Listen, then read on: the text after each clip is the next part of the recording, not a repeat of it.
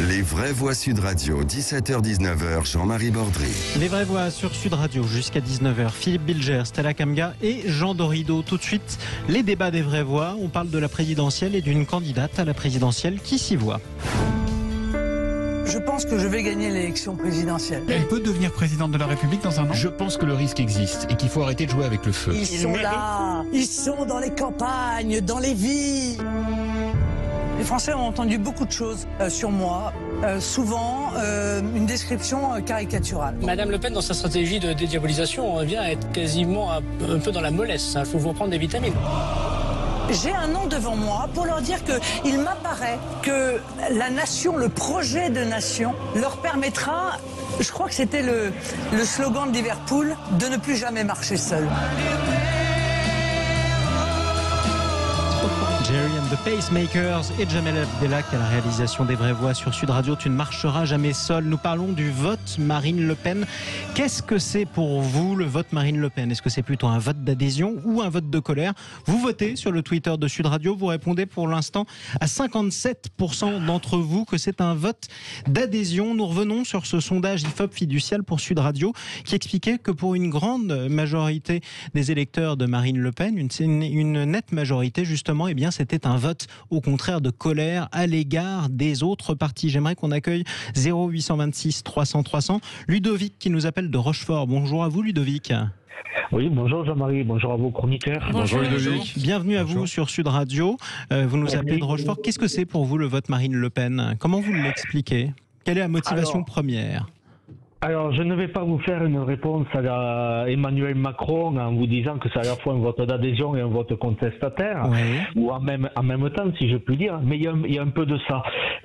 Les partis traditionnels que sont le Parti socialiste et les Républicains ont quand même, on va dire, un peu abandonné le peuple et la nation, et le Front National, ou le Rassemblement National maintenant, a réussi à récupérer certaines thématiques, a réussi également à se dédiaboliser autour de certaines personnalités derrière Marine Le Pen. Alors, il y a eu Florian Philippot qui venait du MRC, il y a actuellement Thierry Mariani également, qui est ancien ministre UMP, qui la conseille également énormément.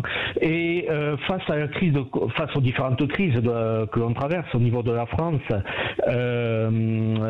crise sociale, économique, crise sanitaire, crise migratoire également, ou crise financière préalablement, elle a su donc récupérer ces thématiques, se dédiaboliser un peu, parler aux Français. Maintenant, elle n'explique plus, elle ne dit plus que l'immigration, c'est les maux de la société. Elle en parle encore pas mal, hein. Mais c'est vrai qu'il y a une évolution. Elle en parle, mais il y a et l'électeur Front National, l'électeur Rassemblement National, pour vous, je ne sais même pas si c'est votre cas, vous n'êtes même pas obligé d'ailleurs de me répondre. Ça, non, je ne suis pas électeur RN. Comment vous expliquez ce vote justement ? Quelle est la motivation des électeurs que vous croisez ? Il y en a au moins, il y en a presque entre 1 sur 5 et 1 sur 3 à peu près en France, donc on en croise tous les jours des électeurs de Marine Le Pen, c'est impossible autrement. Oui, tout à fait, il y en a qui ne se cachent plus, et puis elle a réussi à construire depuis quelques années un certain socle électoral qui est resté à peu près fidèle, même si elle oriente un peu sa politique au niveau de l'Union européenne. Elle a réussi quand même à se forger ce socle-là, à le garder. Elle fait face aussi aux différentes crises de confiance vis-à-vis des autres dirigeants politiques, et ça reste le dernier parti traditionnel de France qui arrive à parler et qui arrive à garder des scores importants. Et je vois là, dernièrement au niveau des réseaux sociaux, il y a, comme vous le disiez là, justement à l'instant, il y a beaucoup de gens qui ne se cachent plus et qui vont voter Front National, Rassemblement National aux prochaines élections. Merci à vous Ludovic en tout cas d'être intervenu ce soir dans les vraies voix sur Sud Radio. C'est moi qui vous remercie. Et on vous souhaite une excellente soirée. À l'écoute de Sud Radio, vous nous appelez au 0826 300 300 depuis Rochefort. Tiens, une phrase intéressante de Ludovic, justement, qui a été répétée depuis assez longtemps aussi. Il ne se cache plus. C'est vrai qu'à une certaine époque, le vote Front National était un peu honteux. On n'osait pas l'admettre. Philippe Bilger. Oui, alors Ludovic a dit, à mon avis, à juste titre, si j'ai bien saisi, ça n'est plus seulement un vote de protestation, c'est un vote d'adhésion.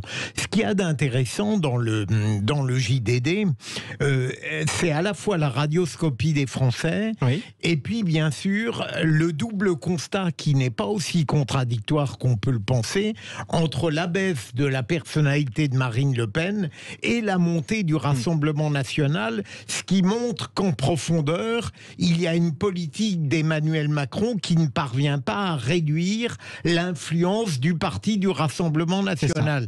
Alors Marine Le Pen, la conséquence... c'est à la fois parce qu'elle a manqué son débat de 2017, même si elle a progressé techniquement, et puis parce que je crois qu'une fois, Jean l'a dit, c'est sûr que porter le nom de Le Pen constitue toujours un obstacle, je pense. Alors, peut-être qu'un jour, le Rassemblement national se mettra dans les mains de Marion Maréchal plus tard. Mais il y a toujours la même famille. Oui, mais c'est plus le nom de Le Pen. Donc ça change tout. Et non, je crois que c'est assez important, Jean, que le nom de Le Pen attire une antipathie immédiate, à tort ou à raison. Non, je vous rejoins. Simplement, je fais la moue parce que Marion Maréchal est la petite fille de Jean-Marie Le Pen, et du coup je ne pense pas que sur ce point-là, en tout cas c'est attraction-répulsion, le nom de Le Pen. Il y a sûrement des électeurs qui votent pour le nom de Le Pen. Toutefois, j'ai lu dans le Parisien il y a quelque temps qu'il est question que Jordan Bardella prenne la suite de la... porte les couleurs du Rassemblement national pour les régionales, certes, mais devienne le patron de la boutique, si j'ose dire. À moyen terme. Durant l'élection. Pendant l'élection présidentielle. Donc sachant que Jordan Bardella est presque un mauvais exemple, parce que dans les candidats Rassemblement national ou régional, ils ont tous, dans certaines régions, comme en Occitanie, en Aquitaine, en Provence-Alpes-Côte d'Azur, des scores très importants pour l'instant, alors qu'en Ile-de-France, même si c'est Jordan Bardella, il est assez faible. Ils ont posé la question sur Marion Maréchal dans le sondage, d'ailleurs. C'est très intéressant. Stella Kamgar. Moi, c'est déjà je vais commencer par répondre à Jean Dorido en disant qu'on a beau être parents, mais quand on élève des enfants, ils ne sont pas forcément ce qu'on veut qu'ils deviennent. Donc, Le Pen père n'est pas Marine Le Pen, qui n'est pas Marion Maréchal Le Pen. Donc, c'est trois personnalités différentes, peut-être avec de mêmes idées, mais c'est trois personnalités, trois personnes complètement différentes. Ensuite, il est vrai que aujourd'hui le vote du Rassemblement national, a évolué. Pourquoi? Parce qu'aujourd'hui, comme on dit, l'occasion fait le larron.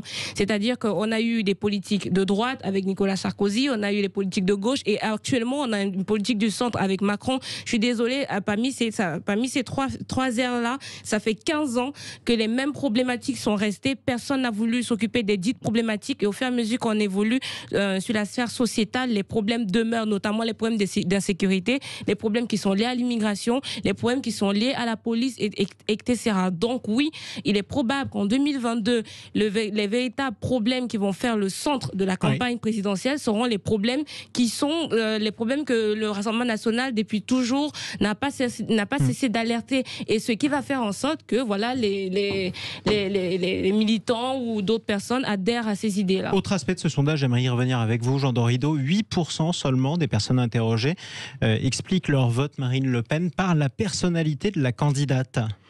Oui. Alors ça peut paraître très faible par rapport à d'autres candidats. On se souvient d'une époque, par exemple, Nicolas Sarkozy avait une personnalité qui était extrêmement séduisante pour ceux qui votaient pour lui. Comment on explique que ce soit la candidate qui ait les meilleurs scores dans les sondages et qui en même temps ait l'air d'être mal aimée? Alors écoutez, ça c'est... psychanalyse du Rassemblement national. Donc il faudra aller faire une enquête. Il y avait Serge Moati à l'époque, je crois, qui avait fait une enquête admirable sur le sujet. Parce qu'en même temps, là j'ai le sondage sous les yeux, c'est à 80% pour les personnes sondées, c'est Marine Le Pen qui incarne le mieux son parti en même temps. Donc là c'est vrai qu'il faut vraiment analyser, je dirais, les choses en profondeur. Personnellement, ce qui m'a vraiment interpellé dans ce sondage, c'est que d'abord, effectivement, pour pratiquement 2/3 des personnes qui répondent, quand on demande aux électeurs du Rassemblement national pourquoi ils votent, aux 2/3 ils répondent que c'est un vote de rejet, ce n'est pas un vote d'adhésion. Et en même temps, pour paraphraser notre président, le JDD a fait quelque chose de très intéressant. Ils ont posé la question sur tout un tas de thématiques et ils ont demandé ce qu'en pensaient les électeurs du Rassemblement national, et ils comparent à ce qu'en pensent les Français tout en entier. La différence entre l'électeur Rassemblement national et les Français en moyenne. Et par exemple, on découvre que pour 78% des Français, toute tendance politique confondue, la France est un pays de culture chrétienne, par exemple. 78%, c'est quand même énorme. Pour 75% des Français, la France est en déclin. 3/4 des Français qui pensent que la France est en déclin. Il y a 70% des Français qui pensent qu'il ne suffit pas d'être né en France pour être français. Enfin, c'est assez surprenant de voir à quel point, c'est ce que disait Stella à l'instant. Oui, elles sont vraiment au cœur du débat, et on va sûrement en parler dans un instant à propos d'Audrey Pulvar. On peut regretter, encore une fois, tout militantisme mis de côté, que la gauche ne s'empare pas de ces problèmes qui sont très très importants, qui sont des problèmes essentiels. On voit à quel point sur des questions aujourd'hui comme la laïcité, comme la liberté d'expression, la gauche est aux abonnés absents, et c'est quand même vraiment regrettable. Philippe Bilger. En fait, ce qu'il y a d'intéressant dans la radiographie des Français, c'est que d'une certaine manière, ça fait l'inventaire de toutes les protestations basiques que la France formule. Et en effet, on voit beaucoup de rapports entre ces protestations et, je dirais, l'humus du Front National, ce qui montre bien que ceux qui prétendaient le diaboliser en disant qu'il n'appartient pas à la démocratie font fausse route. Si on veut s'opposer à lui, politiquement, il faut trouver une autre voie. Et il me semble qu'au regard de ce constat, c'est assez dangereux pour l'instant pour le président Macron. Apparemment, on le qualifie de droite, mais il ne satisfait pas pleinement l'opinion de droite. En tout cas, pas sur ce terrain-là. D'ailleurs, il faut rappeler ce chiffre, vous avez eu raison de le souligner, cette écrasante majorité de Français qui, concrètement, si on traduit ce sondage, sont plutôt opposés au principe du droit du sol. C'est vrai que c'était une vieille revendication de Jean-Marie Le Pen.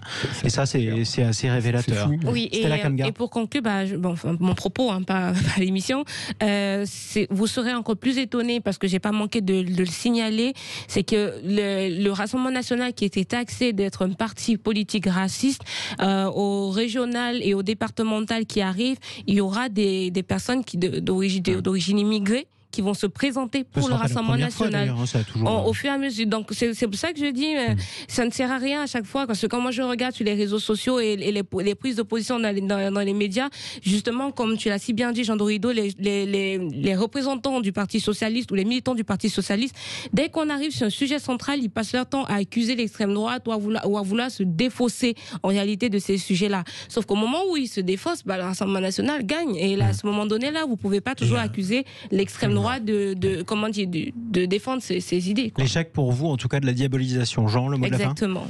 Non, le mot de la fin, oui, c'est ça, échec de la diabolisation. Et on compte sur les hommes et les femmes politiques pour faire le nécessaire, pour que chacun puisse se sentir représenté. C'est vrai que ce rejet, c'était quand même, le mot de la fin, 29%, c'est ce qui arrive en tête, explique qu'ils votent au Rassemblement national par rejet, par mécontentement des autres formations politiques. Donc c'est vraiment la faillite. Et avec le paradoxe que la dédiabolisation a loupé, apparemment, mais que la normalisation qu'elle a tentée il y a un mois, bizarrement, est en train de marcher. Oui, sauf qu'elle va apporter un peu de tiédeur dans un programme qui semblait plaire aux Français. Enfin, à quelques-uns. En tout cas, le verdict sur le Twitter de Sud Radio, pour vous, le vote Marine Le Pen, c'est plutôt 57%. Vous répondez un vote d'adhésion, 43% seulement répondent c'est un vote de colère. La suite.